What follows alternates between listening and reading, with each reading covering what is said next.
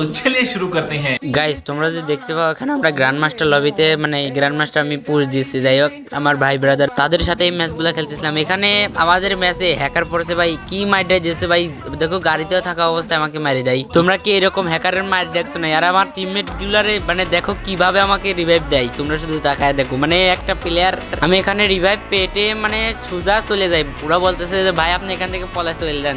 আমি এখানে গাড়িটা নিয়ে মারলাম মাঙ্গার দৌড়, মানে সেই করা লেভেলের দৌড় মারা, এখানে থাকার সময় নাই। যাই হোক এখানে আমি যাওয়ার সাথে সাথে তোমরা যদি খেয়াল করে দেখতে পারবে আমার টিমমেট গুলার কিভাবে মার কোন লেভেলের মার খাচ্ছে। তোমরা খালি জাস্ট দেখো, আমাকে বলতেছে ভাই আমরা এই সব সর্বোচ্চ হইলেও আমরা 2 নাম্বার করতে পারবো না ভাই। এখানে আমার হ্যাকার দেখো মানে জোনের বাইরে এসে আমাকে মারা শুরু করছে। মানে এত বড় জোন থাকতেও এই জোনে আমি রিভাইভ দিতে চলে আসছি। মানে এত বড় জোনে থাকতেও সেই প্লেয়ার আমরা শুধু 5 জন প্লেয়ার, মানে হ্যাকারের পুলিশ কর আর আমি একা।